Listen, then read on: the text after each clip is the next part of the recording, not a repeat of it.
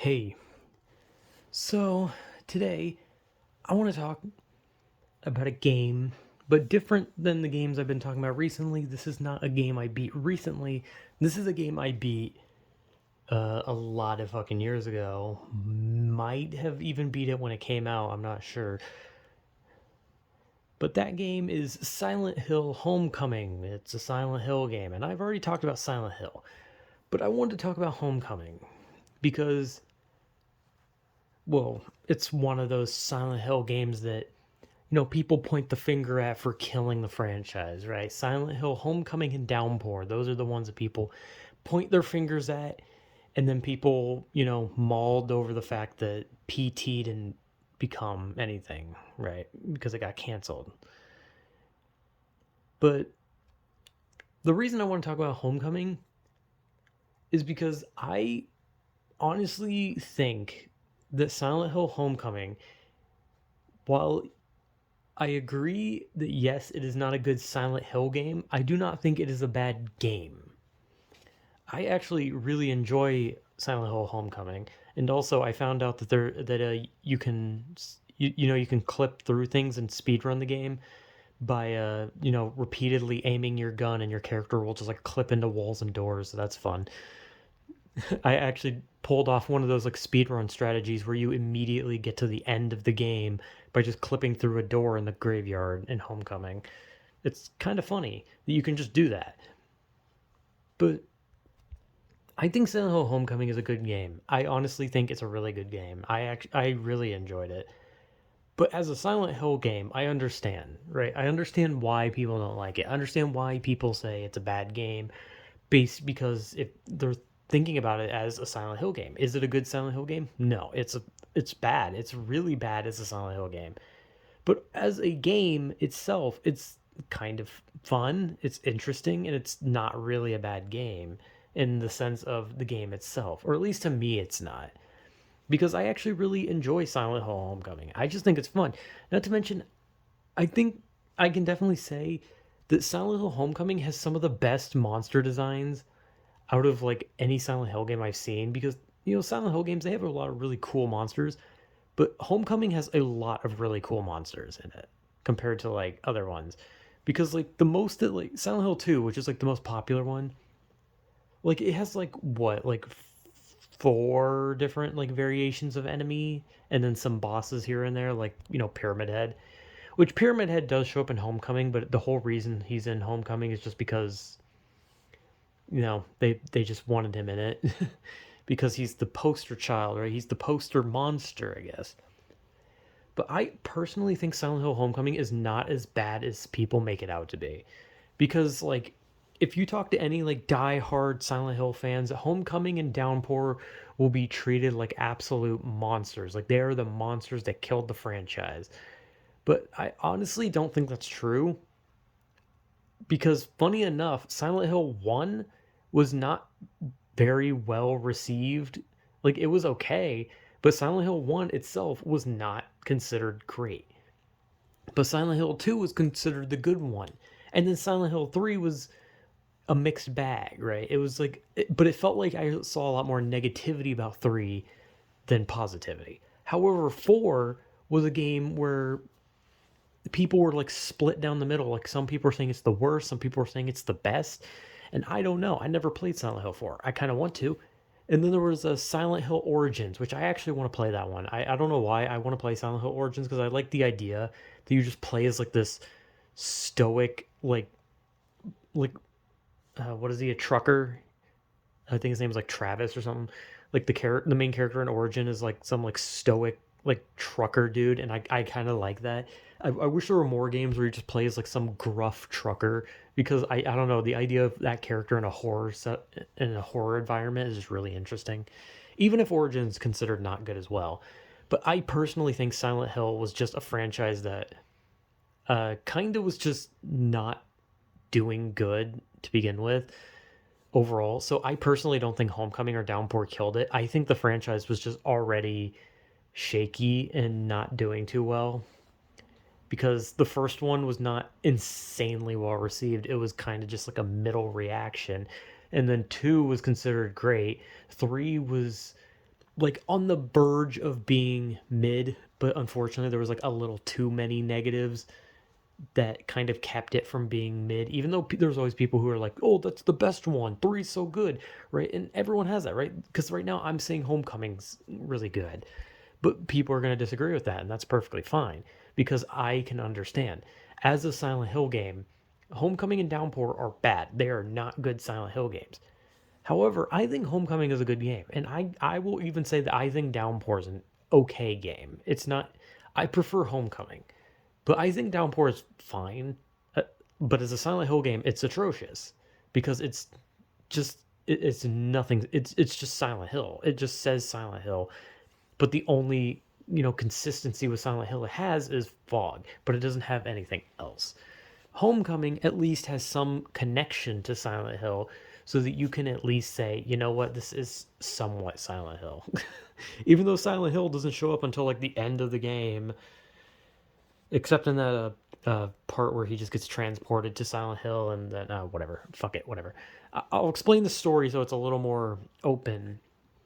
Because I'm gonna be like I said, I think Homecoming is actually good. I honestly like Homecoming. And I think it gets kind of like people are like so wrapped up in like saying it's a bad Silent Hill game that they don't want to judge it as anything else. Like I guess the best example would be like that newer Mortal Kombat movie, right? I am a huge Mortal Kombat fan, and like it's one of those things where it's like, oh, if you're I mean, I guess this one's technically opposite because I'm saying that this is a good game but not a good Silent Hill. But I think as the Mortal Kombat movie, like if you're a fan of Mortal Kombat, you're going to like the movie. If you're not going to like the movie. But Silent Hill Homecoming is kind of like an opposite effect where it's a pretty good game, but as a Silent Hill game, it's just awful. But I'm going to I guess explain the story to an extent. Silent Hill Homecoming is about a guy named Alex Shepard who is a wounded, or well, was wounded military veteran of sorts, or quotation marks around that because that'll eventually come up in the story about what he really is. Who grew up in a town called Shepherd's Glen. Shepherd's Glen, I believe, is like across like a lake from Silent Hill. So Shepherd's Glen is like connected to Silent Hill, and there's like families. There's like four famous families who like founded the town. And Alex Shepard goes home, and apparently Travis from Origins actually drives him there. So you get a cameo from the main character from Origins. And Alex goes home to see his family because he's been, let go from the military or whatever. What do you call it? Decommissioned? I don't know the military terms, because he was wounded in battle, or so he believes, because that's going to be a part of the story. But his family doesn't fucking like him. His father hates him, and his mother barely notices him. And then weird shit happens. There's fog everywhere. Roads are collapsed into holes, which is Silent Hill. You know, fog and roads broken and shit. And then of course, Alex encounters monsters. Blah blah blah. Has flashbacks to his family. Blah blah blah. And then, story, a lot of it is just like Alex meeting people, doing things, trying to find others. He's trying to find his brother Josh. I believe his brother's name is Josh. And just encounters weirder and weirder monsters. And then he meets each person of the family, of different families. And then, of course, there's a giant monster that then kills one of the parents of that family. And then Alex has to fight it because it's a video game. You have to fight bosses. And the bosses are fucking cool. Sepulcher, or I don't know how you say that word. Sepulchre. Every time I see that word, I don't know how to say it. But Sepulcher is a really cool boss. And then there's Scarlet, I think, was the next one. Scarlet's a really cool boss. And Asphyxia, that is a really cool boss. Like, they're really cool bosses. The game has really cool boss. Even the final boss is really cool. And the enemies are really cool. Obviously, they have one that's very similar to Lying Figures from 2. And they do have the dogs, which I hate dogs in video games. Dog enemies in video games are the most nightmare shit because you can never fucking hit them and they can just kill you in like 2 hits. And it's just annoying. But that's just a gripe with every game that has dog enemies. Dog enemies are just the worst every time. But there's a lot of cool enemies, and well, like I said, the story's not amazing, obviously, because it wants to be a Silent Hill story, but the connection to Silent Hill is very thin, other than the towns being somewhat connected, and there being some like higher power called the Order, and Alex finds out that the four families of the town have to sacrifice one of their children in a specific way, right?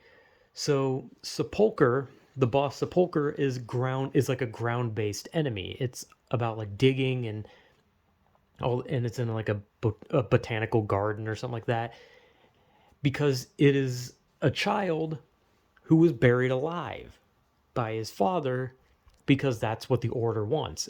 That family, I think it was what was it? The Barnaby, the Bartholomew family. I don't remember. It starts with a B, but I can't remember the family name. But they had to bury a child alive. Then there's Scarlet, which is actually not only the name of the boss, but the name of the child. And that child had to be, it was either dismembered or they had to bleed out. I think it was bleed out. I'm not sure. And she turns into a giant bloody doll that bites her father's head off. And you have to break off her doll exterior and smack her mushy bits until she stops fucking moving. And she's actually a really fucking hard boss. She's way easier than, or she's harder than Sepulcher. Sepulcher is a pushover. And then there's Asphyxia, which, judging by the name, is asphyxiation. So it's a daughter who was strangled by a family that Alex is actually close to, because he has like a crush on like one of the girls from that family. But the younger sister of the girl he has a crush on was the one that was choked by her mother, and blah blah blah.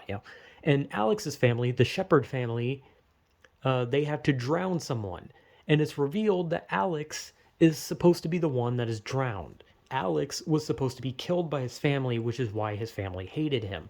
His family treated him like shit so they could kill him and have no connection. However, Alex went on a boating trip with his brother Josh. Josh fell into the water, and Josh drowned. So while technically their child was drowned, Alex was supposed to be the one that dies.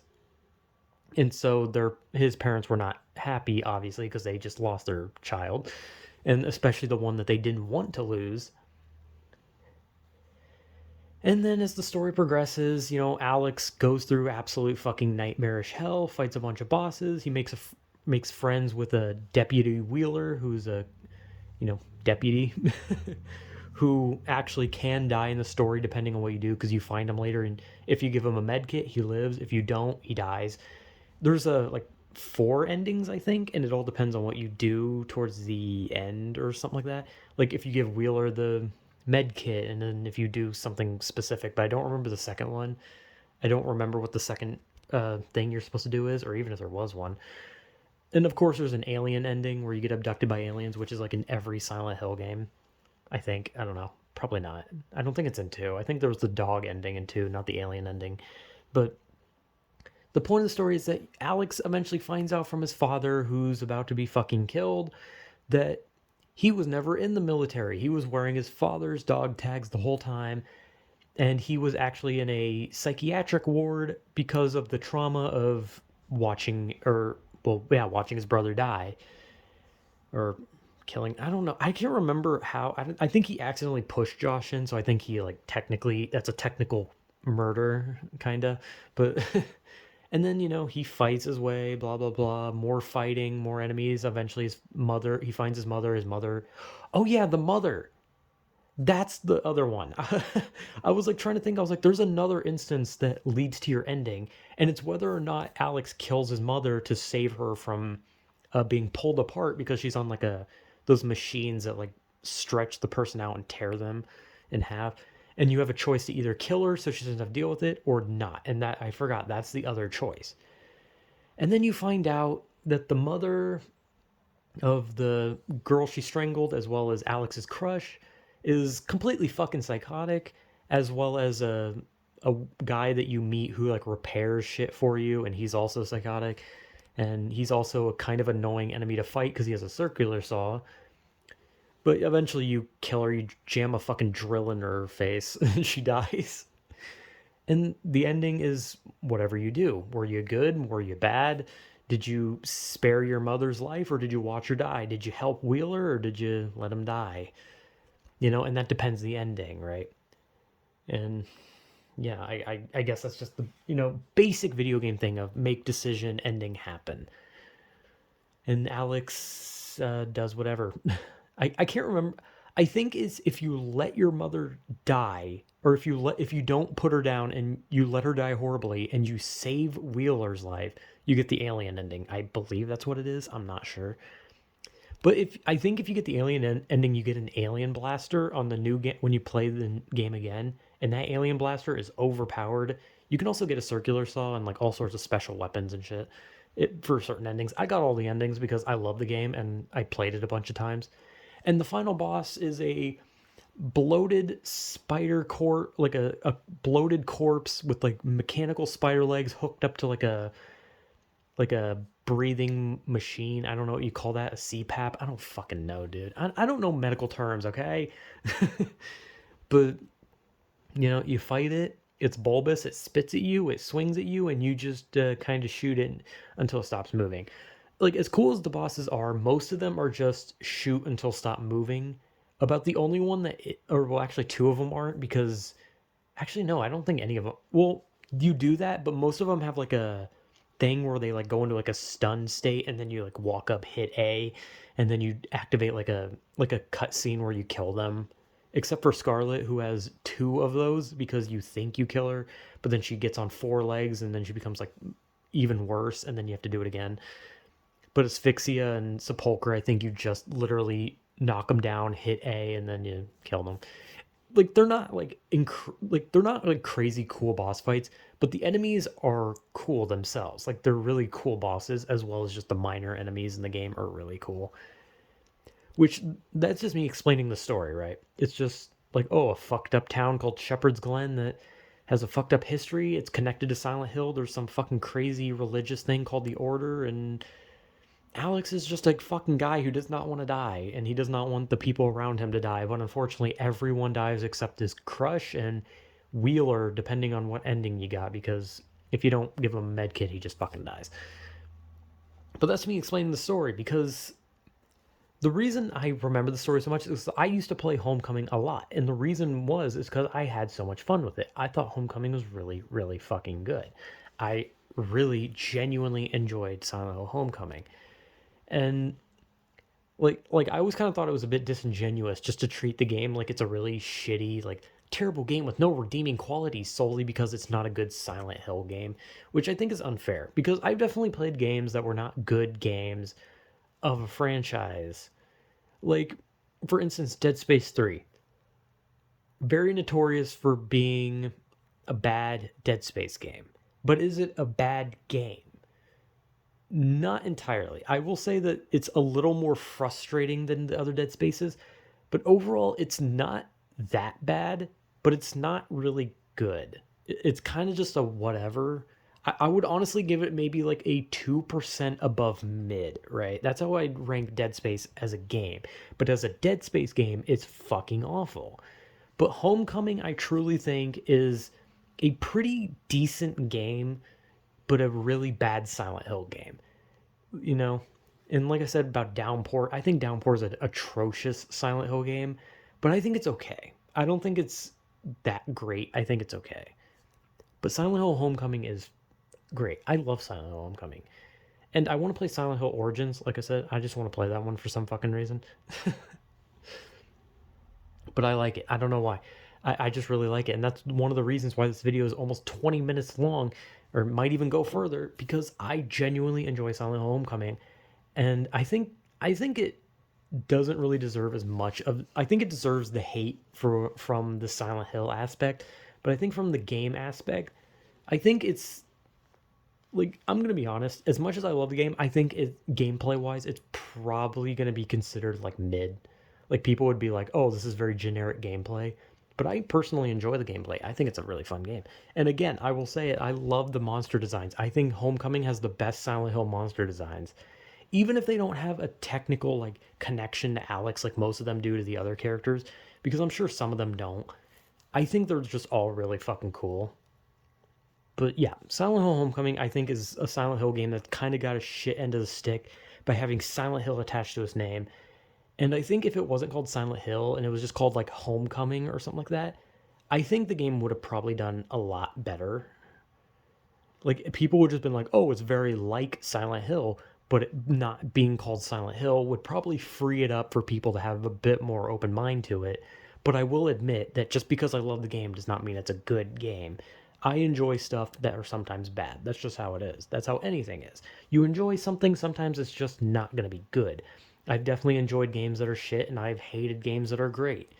Like, um, Resident Evil 4 is the best example. Everyone loves it. Everyone loves Resident Evil 4. I can't play it. I just don't have fun with it. It's just not fun to me. I just don't like it. But I can see why it's so good. I can see why everyone loves it. It's a great game. But just because I don't like it does not mean it's a bad game. Just the same as just because I like something does not make it a good game. But to me, Silent Hill Homecoming is great. And but I think in reality it's not a good game. But I personally enjoy it. So that's me talking about a game that I really enjoy. And this is longer than most of my game review things because I was actually explaining the story thoroughly and because I genuinely enjoy it enough that I could just keep talking about it. So, yeah, whatever.